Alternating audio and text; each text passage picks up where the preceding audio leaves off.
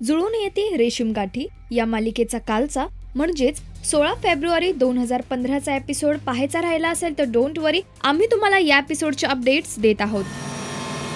नाना आणि माई मेघनाच्या माहेरी डिनरसाठी जातात। तिथे त्यांच्या गप्पांचा कार्यक्रम अगदी रंगात रंगतो। मेघनाच्या आई बाबांनी केलेला पाहुणचार आणि जेवणामुळे नाना माई आनंदी होतात आणि ते त्यांना त्यांच्या घरी येण्याचं आमंत्रणही देतात। इथे नाना माई घरी येऊन मेघनाच्या तिच्या घरी झालेल्या गप्पा गोष्टी सांगतात आणि यावर मेघनाही अत्यंत खुश होते। इतकंच नाही तर मेघनाच्या आई बाबांना घरी आणून मेघनाला छान सरप्राईजही देतात। हे पाहून मेघनाही सरप्राईज्ड होते।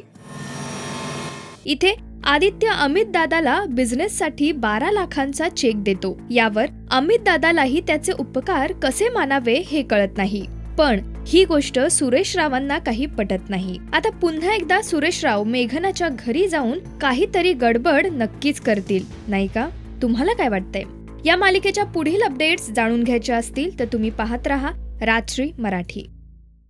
नमस्कार, मी ललित प्रभाकर। Subscribe to Rajshri Marathi.